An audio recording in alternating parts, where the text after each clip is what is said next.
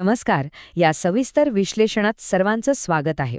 बघा, पृथ्वीचे हवामान म्हणजे फक्त रोज बदलणारं ऊन, वारा आणि पाऊस नाही बरं का, तर ती एक प्रचंड मोठी, एकमेकांशी घट्ट जोडलेली आणि अतिशय अचूकपणे चालणारी एक जागतिक यंत्रणा आहे. थोडक्यात सांगायचं तर एक महाकाय मशीन. आणि आज आपण ह्याच क्लायमेट इंजिनचे सगळे भाग कसे काम करतात ते डिकोड करणार आहोत. तेव्हा सर्वात आधी एक अगदी मूलभूत प्रश्न पडतो, आणि तो म्हणजे हे जागतिक हवामान नक्की कशाच्या जीवावर चालतं? या संपूर्ण पर्यावरणाला चालना देणारे ते अदृश्य गियर्स आणि ऊर्जेचे स्रोत नक्की आहेत तरी कोणते? विचार करण्यासारखी गोष्ट आहे ना? चला, याच्याच खोलात जाऊया.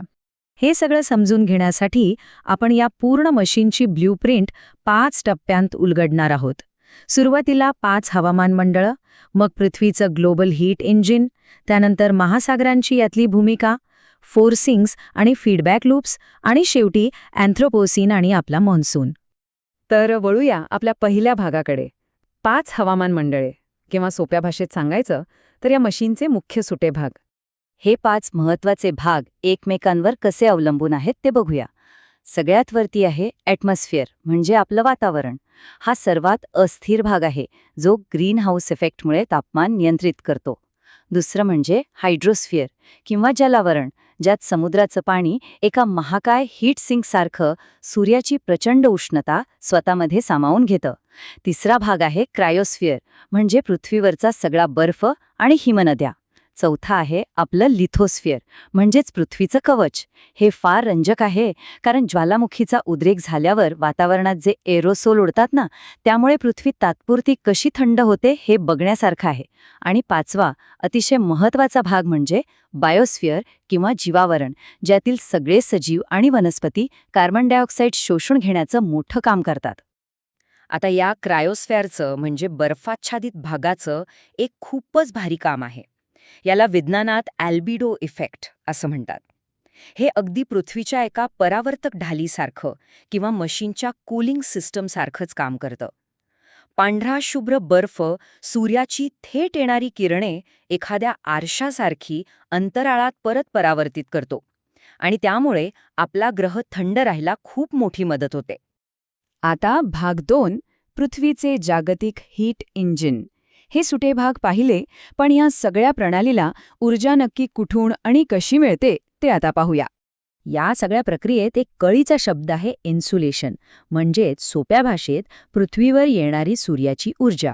आता होतं काय, पृथ्वीवर येणारी ही सौर ऊर्जा आणि पृथ्वीवरून बाहेर अंतराळात जाणारी उष्णता, या दोन्हीमध्ये एक परफेक्ट समतोल असणं अत्यंत गरजेचं असतं. आणि हाच थर्मल बॅलन्स किंवा समतोल राखणं हेच आपल्या हवामान इंजिनचं मुख्य इंधन आहे. पण इथे एक मोठी गंमत आहे. हा भौगोलिक समतोल कधीच नसतो. विषुववृत्तावर म्हणजेच इक्वेटरवर सूर्याच्या ऊर्जेचा अक्षरशः महापूर आलेला असतो. उष्णता अतिरिक्त असते. आणि त्याचवेळी ध्रुवीय प्रदेशांमध्ये म्हणजेच पोल्सवर उष्णतेची मोठी कमतरता असते. हा जो भौगोलिक असमतोल आहे ना, तोच या जागतिक मशीनला काम करायला भाग पाडतो. एका ठिकाणची उष्णता दुसऱ्या ठिकाणी नेण्यासाठीच जगभरात वारे आणि पाण्याचे प्रवाह वेगाने व्हायला सुरुवात होते. आणि हे वातावरण प्रत्यक्ष कसं काम करतं हे पाहणं खरंच खूप थक्क करणारं आहे. विषुववृत्तावरची ही जास्तीची उष्णता ध्रुवांपर्यंत एका रिले रेससारखी 3 टप्प्यांत पंप केली जाते. Step 1, Hadley sale. ही उष्णता विषुववृत्तापासून 30 अंश उत्तर आणि दक्षिण अक्षांशापर्यंत वाहून नेतो. त्यानंतर स्टेप 2, फेरेल सेल. हीच उष्णता तिथून उचलतो आणि 60 अंशांपर्यंत पुढे ढकलतो. आणि शेवटच्या स्टेप 3 मध्ये पोलार सेल ही उष्णता थेट थंडगार ध्रुवांपर्यंत पोहोचवण्याचं काम करतो, अगदी एखाद्या परफेक्ट यंत्रणेसारखंच. आता आपण आकाशातल्या या वाऱ्याच्या प्रवाहाकडून वळूया भाग 3 कडे, महासागरांची महत्वाची भूमिका, किंवा ज्याला आपण महाकाय हीट सिंक म्हणतो त्याकडे. एक गोष्ट नेहमी लक्षात ठेवली पाहिजे की महासागर हे वातावरणापेक्षा कितीतरी जास्त पटीने उष्णता साठवून ठेवतात. ते एका प्रचंड मोठ्या थर्मल स्पंजप्रमाणे काम करतात. सूर्याची जास्तीत जास्त ऊर्जा शोषून घेणं, ती साठवणं आणि पाण्याखालच्या प्रवाहांद्वारे तिचं संपूर्ण जगात वहन करणं, हे सगळ्यात कष्टाचं काम केवळ हे अथांग महासागरच करत असतात. ह्याच महाकाय महासागरीय उष्णतेच्या इंजिनमध्ये एल निनो आणि ला निना नावाच्या अत्यंत मोठ्या आणि प्रभावी घडामोडी घडतात. ह्या नुसत्या लाटा नाहीत, तर हे समुद्रातले असे बदल आहेत ज्यांचा थेट आणि तात्काळ परिणाम संपूर्ण जगाच्या हवामानावर होतो. आणि आपल्या भारतीय मान्सूनचं स्वरूप कसं असेल हे समजून घेण्यासाठी तर ही संकल्पना अतिशय महत्त्वाची आहे, कारण आपला पाऊस ह्या बदलांवर मोठ्या प्रमाणावर अवलंबून असतो. आता भाग 4 मध्ये प्रवेश करूया. फोर्सिंग्स आणि फीडबॅक लूप्स. थोडक्यात सांगायचं तर या मशीनचे कंट्रोल्स आणि त्यात येणारे ग्लिचेस. हवामानात बदल घडवून आणणारे किंवा त्याला फोर्स करणारे जे घटक आहेत त्यांचे 2 स्पष्ट भाग पडतात. एका बाजूला आहेत नैसर्गिक कारणे, जसं की सूर्याच्या तापमानातील बदल, ज्वालामुखींचे उद्रेक आणि मिलानकोविच सायकल्स म्हणजेच पृथ्वीच्या कक्षेतील नैसर्गिक बदल.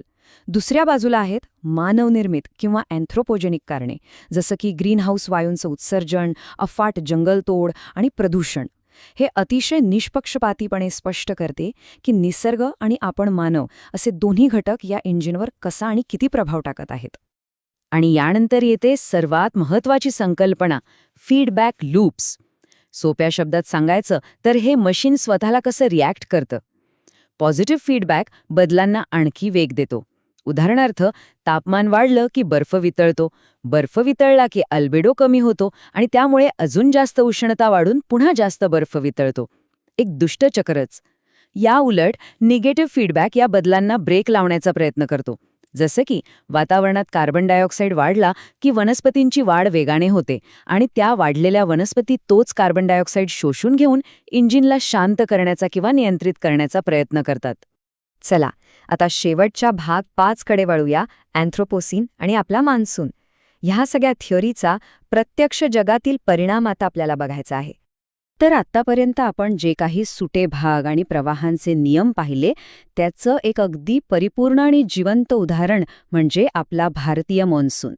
हिमालयाचं भक्कम शिलावरण आणि हिंदी महासागराचं अथांग जलावरण हे दोन्ही घटक जेव्हा एकमेकांशी संवाद साधतात तेव्हा ऋतूंमधला हा भव्य बदल किंवा मॉन्सून घडतो. हे 2 वेगळे स्पियर्स एकत्र येऊन कशी जादू करतात हे खरोखरच अद्भुत आहे.